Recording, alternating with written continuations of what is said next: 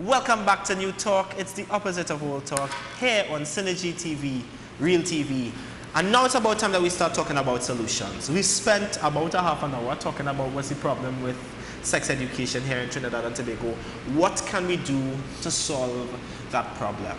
During the break, we were trying to figure out what are the organizations that are empowered right now to actually do sex education on behalf of schools that have difficulty having those conversations. And we came up with a few. Jake, you want to repeat them? Well, firstly, my go-to is always the Family Planning Association of Trinidad and Tobago. Yeah, they always do it fantastic work. Yeah. Then there's PSI Caribbean, who has their sexual sexuality campaigns, Make It Stop campaign that just launched on ending gender-based violence, and the Gotta Get It campaign on ending HIV in the Caribbean. As well as once I was in a training session with Red Initiatives, and they did some fantastic training on sexual and reproductive health. Okay, fantastic. Anybody else comes to mind, Keir? I do know that there are actually a few faith-based organizations out there that are, I can't say if it has been happening for a while or if it's really recent, but I know certainly recently they've been becoming involved in sex education, specifically towards preventing adolescent pregnancy. Right. So there are a few of them out there. I can't say exactly which ones. I believe that there were some members of the Presbyterian Church at a meeting I was at recently who were interested in learning more about it towards preventing teenage pregnancy or general sex education, but not really. Yeah. Okay, But having been present, sorry to cut you off, Jake, having been present in a meeting of that nature, I'm going to be a little bit incendiary. Do we trust religious groups to have sex education conversations with young people? I don't. I'm going to be open. Okay. Right? Very few religious organizations, rather. I think Right? that... And someone in the studio with us is also shaking their head violently. I think that the mistrust is not misplaced because I understand why you would feel that way. But if a faith-based organization is coming forward saying, I recognize that sex education is needed, I recognize that we need to prevent things like teenage pregnancy and teens with STDs who don't know what's happening, if a faith-based organization is coming forward and saying that, they should not be ignored. Okay, fair enough. We should support them in providing them with materials and such. And maybe right now they are trying to figure it out. Maybe they don't know it entirely. Maybe they need our help or they need help from people such as PSI and family planning. Right. But I think if they are willing, then there's no harm and certainly probably a lot of good to develop that relationship. And maybe in the future, there will be good places to go to discuss these things. Okay, Jake, you wanted to say something before I cut you off? Oh, just adding to the list, I never want to underscore the importance of peer education as well. Right. Having somebody who is maybe your age or a year or two older than you, who has been trained to understand sexual and reproductive health and rights, to understand sexuality, to understand how to be healthy and have health and live healthy lives. I think it's a very important tool for us to have in Trinidad, especially because you might not feel comfortable, or we have this huge culture barrier with age. Respect your elders. You might not feel comfortable talking to somebody who is 50 and 60 years old, or 40 years old, or 30 or 20. You want somebody who's near your age. Right.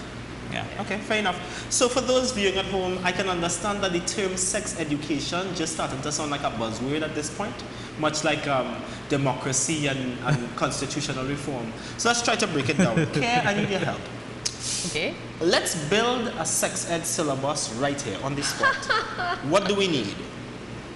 What are the conversations that we need to have? What are the conversations? Okay, well, I was going to say, first thing we need is an educator. Right. Is someone who is comfortable delivering this information, right? And who has all of the information, or as much of it as we can have, right? Because we never know everything. Right. The resource person. Right. The next thing we need,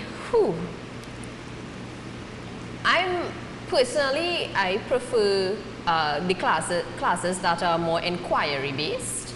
Right. So I would start with some topics that would pull questions out of my students. Some of these topics might just be gender in general, things like gender roles, and how you feel about gender roles, what you think they are, those things. You know, have you heard of sex? Sex in general, what have you heard? Porn is actually a really good way to start this conversation. I hate to say it. That's a lot. That's interesting. Right. But it's Why true. Why are you shaking your head at that, director? But in those conversations, you also need to insert the very important concept of consent. Yes. Right. Of course. Exactly. Absolutely. So just to clarify, sex education also includes how we have conversations with young people about how they negotiate sex. It's not just about what happens after you've said yes. It is what does yes and no mean. Yes, sex education does not mean put the penis in the vagina. Sex education means how do I get up to that point? Do I want to get to this point? Does the person I would like to get to this point with want to do this with me? Right. But we all, sorry, go ahead. No, it's how to do it safely. You know, it's, am I, you know, I'm kind of starting to blur this is blurring the line with me for gender-based violence, because the consent is something that's directly related to a lot of gender-based violence. And Warren looks like he has a lot to say. No, you go ahead. Oh, okay, I'm going in the right direction. Yeah. You know, consent is very important, and I think recently as well, the conversation about consent is becoming much larger, thank goodness. Yeah. You know, but I don't feel like we're having that conversation in Trinidad enough. Right, it's true. Right, and so I agree with Warren completely. It's a very big part of sexual education, but I wouldn't necessarily, I would certainly make it its own topic, but I think it should be an inherent part of everything we talk about from the beginning. When we talk about gender, when we talk about sexual preferences, you know, when we talk about all those, consent is something that we should make clear, you know, in our very speech. Okay, fair enough. Let me add a class, sex and religion. I think, I personally think, and this is me here, right, I think it would be hella fun. But should we have conversations about how individuals come to accept their own sexual desires as religious and faithful people, as young people who are growing into faith or sometimes growing out? Right. I mean, I personally wouldn't put myself to help them negotiate that. Right. You know? I would volunteer. Go ahead. Right, no, but that kind of ties into when I was going to interrupt Keir, but I wouldn't, because that conversation about consent is something that needs to happen in a lot of spaces where it's not happening right now, which is basically everywhere. Right. But tying into sex and religion, you need to also understand, how do I understand myself as a sexual being? How do I understand and negotiate my own sexuality? How is it that I see myself in a sexual world, or in a world where there is sex? And how is it that I'm going to move through this in the most emotionally, psychologically, physically well-being way possible? And I think that's something that nobody really touches on as well, because if we all understood ourselves as these emotional, psychological, physical creatures that are sexual in nature or have sexual desires, and we don't deny it, that it's just, you know, it's just for procreation. There's no fun in sex. No, that's what we're taught. And we quickly find out it's wrong. Right. It's a lot of fun. It's a lot of fun. Yeah. Then maybe we wouldn't have so many emotionally defunct people in Trinidad. Okay. I'm just saying. I want to ask a difficult question, because it to me pertains to the syllabus that we're trying to build here now. In the instance where a young girl gets pregnant while she's still going to school, should she be required to leave school? No. Because that's the case in a lot of instances. Now, this could be a bias of my gender, but I think absolutely not. Right, why? Being pregnant does not prevent you from learning anything. And to say that you need... Thank you, Warren, thank you. To say that you need to leave school because you are pregnant, what does that say to this pregnant teenage girl? You know, your education is no longer valuable because you've been knocked up. You're never going to use this again. You can only return to school after you've given birth. What does that say? Right. Well, why should we be denying that to anyone. Now, I understand if the girl herself is uncomfortable because she is experiencing negativity in the school. Right. And while I understand that deciding not to go into school for those reasons is her decision to make, it's a pity. It should not, it's a pity. It should not have to happen. It should not have to happen. Any additional thoughts on that? I agree completely with Keir.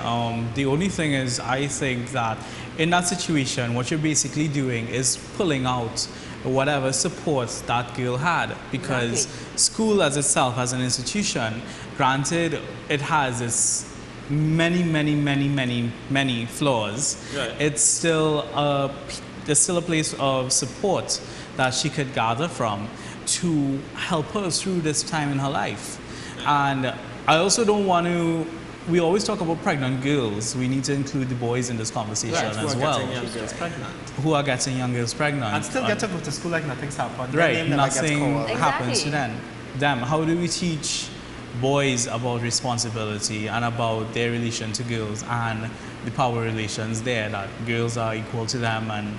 But then, I mean, society doesn't tell them that girls are equal to them if the girl is getting kicked out of school and the boy isn't. Exactly. Right. Is that part of the class then? How we but I don't think we reached there in the syllabus yet, but no, that's like 8 weeks down from now. Exactly. You know? Okay, we still have a long way to go. We only have like 3 subjects there. Like by the time we get to that, to equality, right, and treatments for equality, that's much later on in the syllabus. I really think that you have to understand all of these other things that we've discussed before you can get there, because if only because it's just hard to understand, it's hard to negotiate, especially in Trinidad and Tobago, where we live on that kind of, you know, we're all raised with these traditional gender role beliefs, but at the same time, our women, you know, are generally all very independent, working for themselves women. That's been the Caribbean reality for as long as I've known myself. It's been like that for my whole lifetime. Women more independent than men in this country. But that doesn't change the fact that men feel entitled, you know, to certain things. And I don't even blame them for it, because we've raised them that way as a society. And so now, here we are telling them, you can't say these things, you can't do these things, you can't treat women this way, this is what consent looks like, this is blah, blah, blah. You know, they're confused, yo.